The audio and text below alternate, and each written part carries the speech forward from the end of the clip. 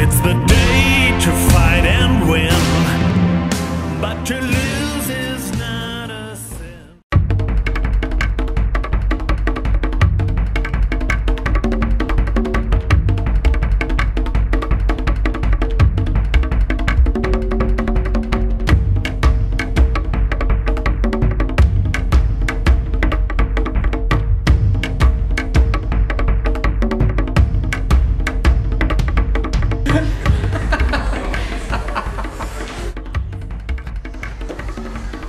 Also Leute, das könnt ihr euch nicht vorstellen, was der Woche wieder alles passiert ist.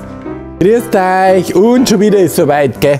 Mei, jetzt kann ich die ganze Woche nicht mit meinem Hund auf dem Volksfestparkplatz zum Brunzen gehen, weil doch der Zirkus Krone da ist. Und wenn die Stella singen, du, da ist die fort.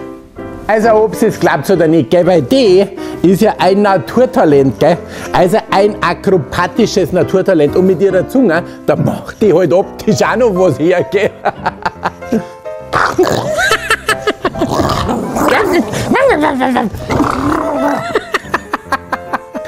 Die darf der Zirkus sofort kassieren, wenn der die singen darf, gell? Oder die Linken, gell? Weil mit ihrer Zunge schaut die ja aus, als wie der Siebeke, der Stadtrat von den Bolschewiken.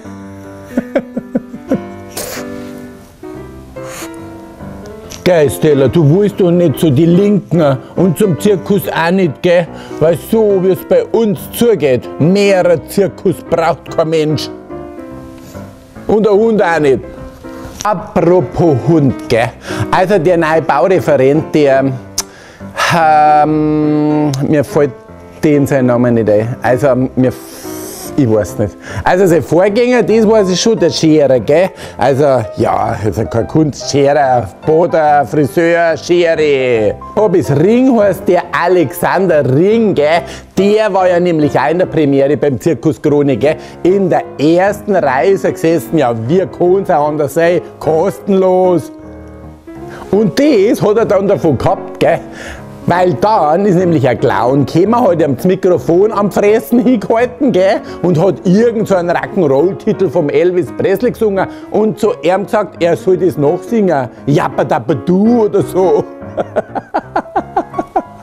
Also ausschauen tut er ja nicht wie der Elvis Presley, gell? Eher das Gegenteil, aber das hat er viel ganz grübig gemacht, gell? Also das kann er viel schon singen. Also ich weiß ja auch nicht, warum das in der Stadt die Leute immer falsch einsetzen.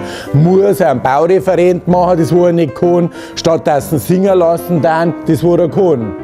Aber das ist ja bei der Stadt immer so, gell. Also da muss den Job machen, der wo halt gerade frei ist, gell. Der Lösel zum Beispiel, der muss einen Oberbürgermeister machen, obwohl dass er sich mit Zahlen und mit Autos viel besser auskennt hätte, gell, weil er auch Steuerberater ist. Und der kann dann Sepp Misselbeck zum Beispiel sagen, wie man Autos steuert als Steuerberater. Nein, Oberbürgermeister muss sein. Das war beim Lehmann auch schon so, gell? Oberbürgermeister hat er machen müssen. Der kommt doch aus Quickborn, das ist irgendwo bei den Fischköpfen da oben, gell? Und deswegen kennen sie der auch so mit den Matthias-Filets aus. Und den einzigen, den was artgerecht eingesetzt haben, ist der Ebner, gell? Das ist der Tierarzt, der von den Kräner, gell? Weil der hat das ja gelernt, den Umgang mit Rindviechern, gell? Und den lassen sie in der Stadt das auch machen. Apropos Lösel, gell? Also ich glaube auch, dass der von seinem Job als OB auch so genervt ist, dass der anfängt zum Trinken. Und woher dass ich das weiß? Tja, das hat er doch selber zugegeben in der letzten Stadtratssitzung. Da hätte er doch der Petra Volkwein von der SPD zum Geburtstag gratulieren sollen. Und da sagt er doch glatt, das hätte er bald vergessen, weil er keine Flasche vor sich hat.